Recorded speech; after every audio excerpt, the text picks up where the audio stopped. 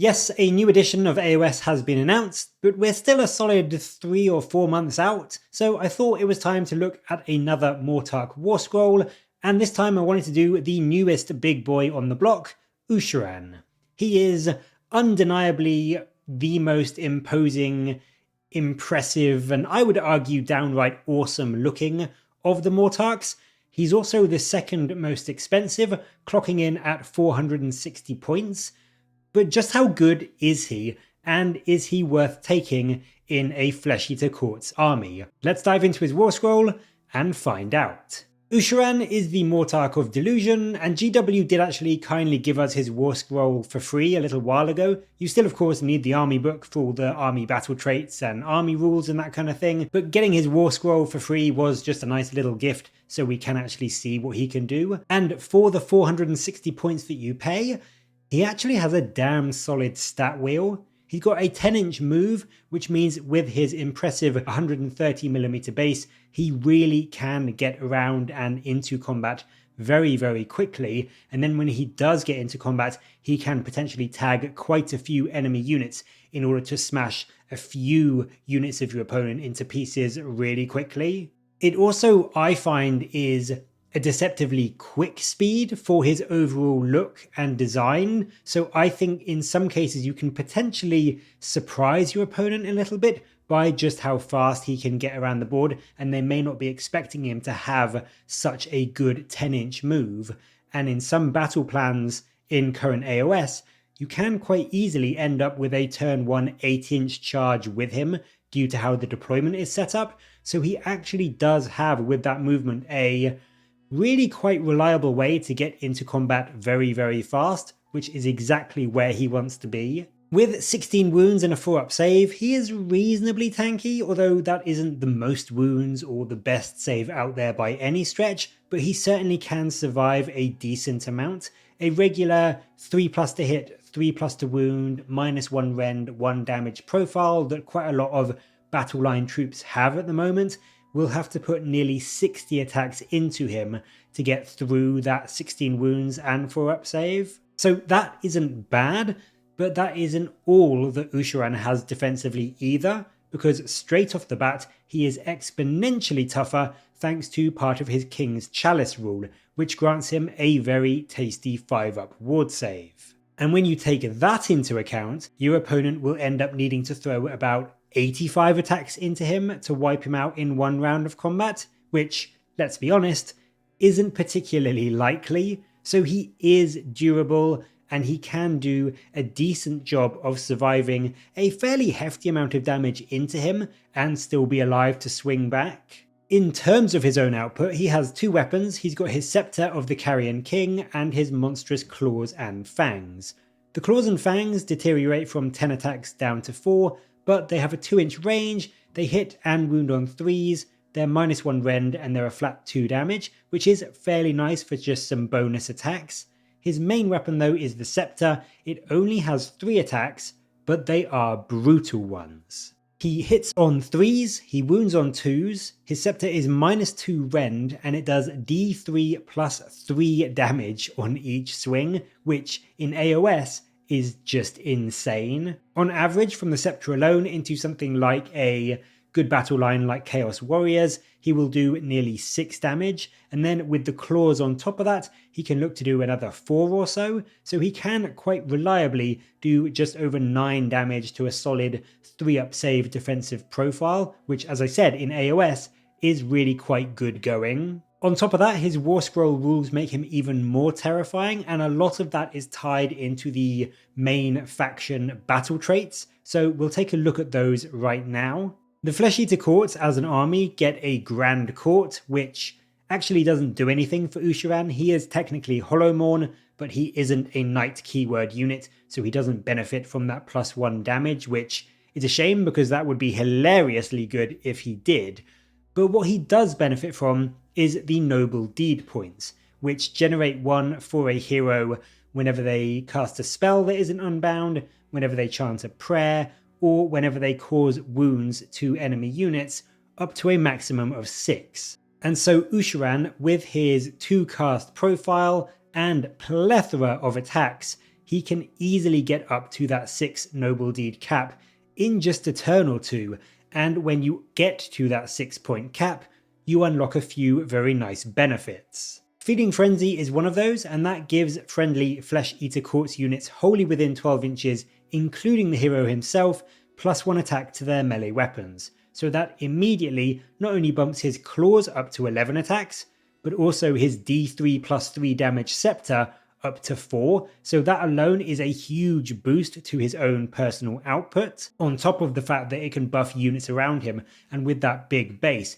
he can cover quite a lot of ground in terms of buffing up the rest of your army. On top of that though, you can also use these points to potentially return units to the battlefield. If he spends all 6 of his points, yes, you lose that bonus attack from Feeding Frenzy until you regain them, but you can then, at the end of your movement phase, return a destroyed unit of serfs or knights, and that is your crypt ghouls, your crypt guard, your crypt horrors, your Morbeg knights, that kind of thing. You can return one of those units that's been destroyed to the board with half the models in it. So if you had a unit of 6 Morbeg knights that had been destroyed, he can use his 6 noble deed points to bring 3 back onto the board 6 inches from the table edge and 9 inches from the enemy. So you can use this ability to threaten enemy backline units, to go after far off objectives. It is an incredibly sneaky and powerful rule, and can lead to you having some very dangerous units right in your opponent's backfield where they least expected it. The last of the battle traits that Flesh Eater Courts get is the Courts of Delusion rule, which is an ability that you get to choose at the start of the first battle round, and it gives you a buff for the whole game. They're all somewhat decent and made a lot better because of the fact you choose it at the start of the first battle round, so you know what you're up against. So you can go for ones like the Royal Hunt if you find yourself up against a load of monsters, but in general, ones like Crusading Army for +1 to run and charge rolls is really strong. Defenders of the Realm for +1 to your saving throws when you are contesting an objective is also really good.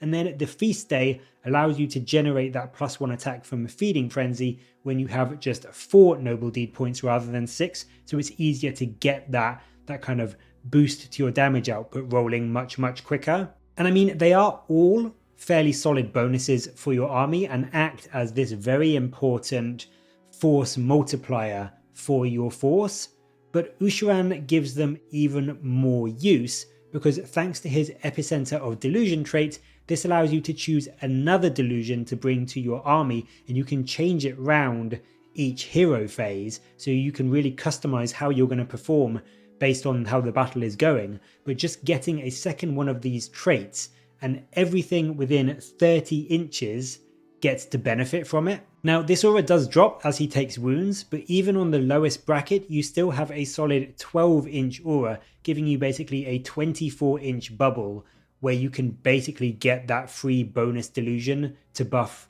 pretty much most of your forces, if not all of them. So if you wanted that +1 to run and charge to get into combat quicker, but you also really wanted to get on objectives and be more durable there, you could go for the +1 to save near objectives, and you will have both of them as long as you're within 30 inches of Ushoran. So now you have this really fast moving force that can get up the board, move up quickly, and jump onto objectives, and then be really difficult to shift once they are there. So he is really good at comboing with those base Flesh Eater Court rules, and of course, as I mentioned, a lot of his stuff does seem to be auras, and he has got a huge base, so he can spread those auras out really far and get, you know, that +1 attack from Feeding Frenzy onto a load of stuff, or get that Epicenter of Delusion buff to pretty much anywhere on the board when he's at full health. I just think he is a fantastic way to, in addition to his own durability and damage, bring this force multiplying ability by giving you that second battle trait in such a big aura.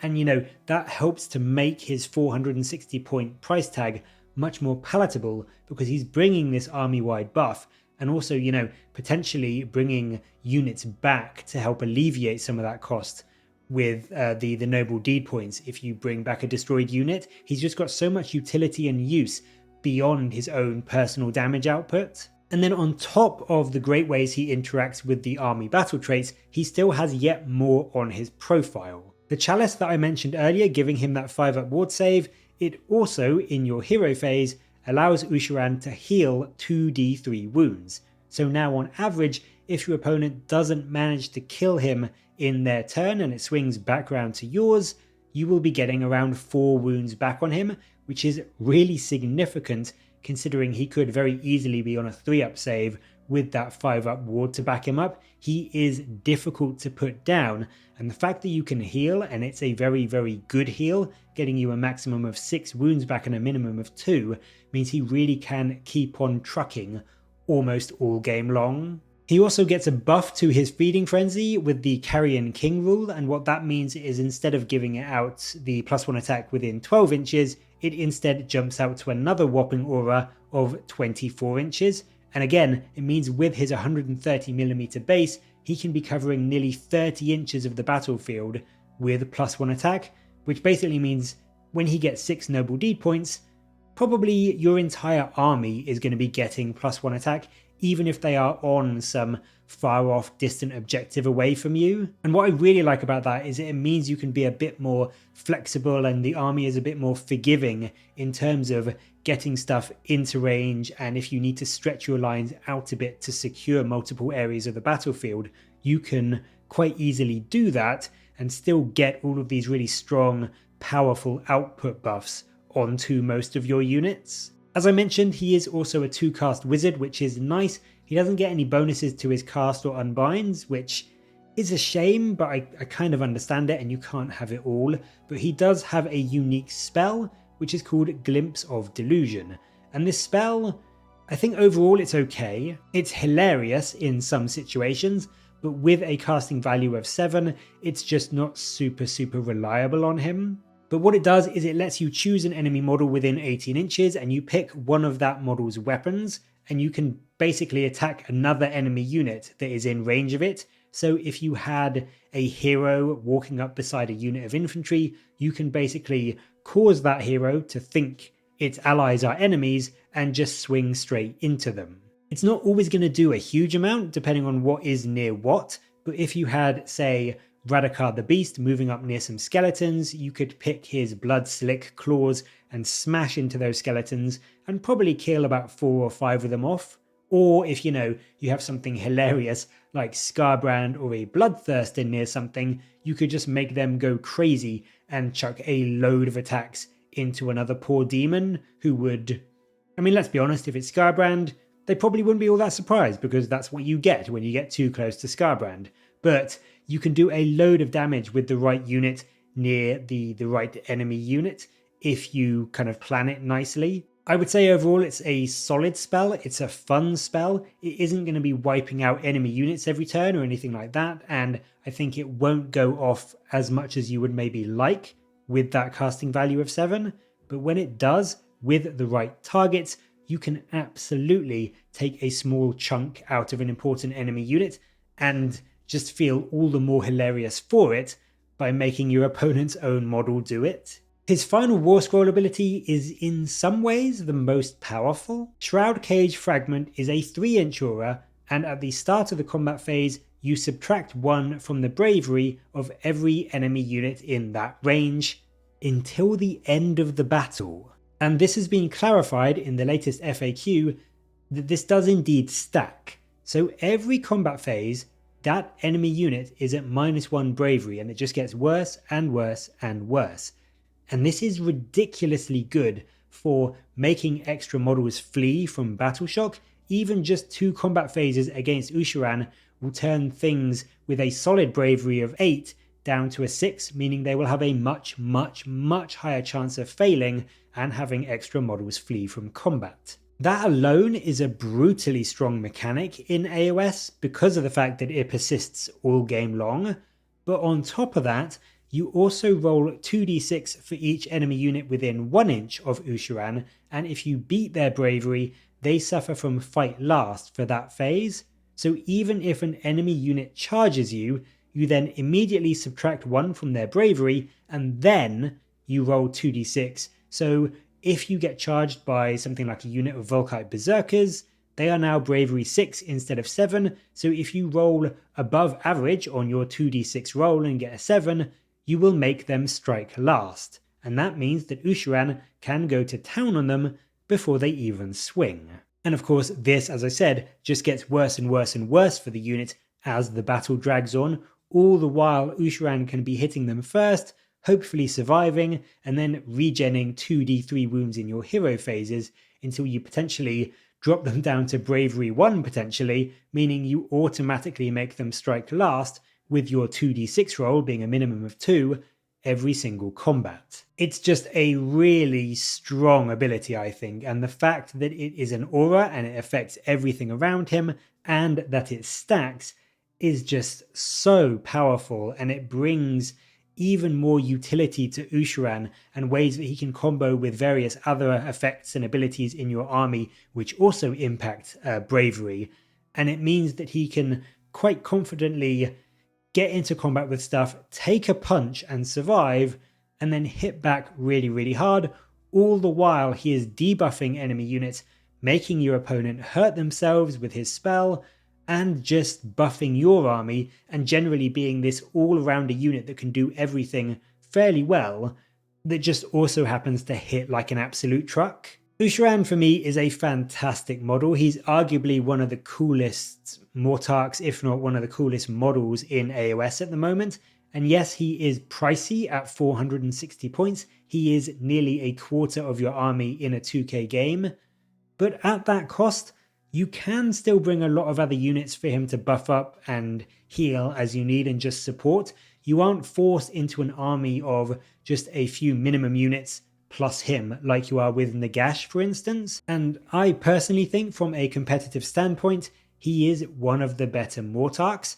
I certainly don't think he's an auto take, and there are a lot of Flesh Eater Court lists around at the moment that aren't running him, but I think he is well worth considering. And if you have a load of stuff that you can put around down and near him inside those massive aura ranges, he can absolutely charge up, take the fight to the enemy really, really quickly, and then still do a really solid job of surviving, dishing out an enormous amount of pain to key enemy units whilst buffing the rest of your army up, bringing you that extra delusion and just getting stuff into position, capping objectives and doing what they need to do, whilst Ushoran is up front and center doing all this damage to the enemy and still buffing you with bonus delusions and feeding frenzy auras. He's just really, really useful as this key linchpin of the army. So that is Ushoran.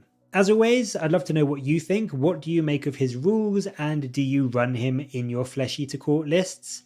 Let me know your thoughts down in the comments below, and as always, thank you very much for watching. Please do like and subscribe for more Warhammer content from me, but until next time, I'll catch you later, guys.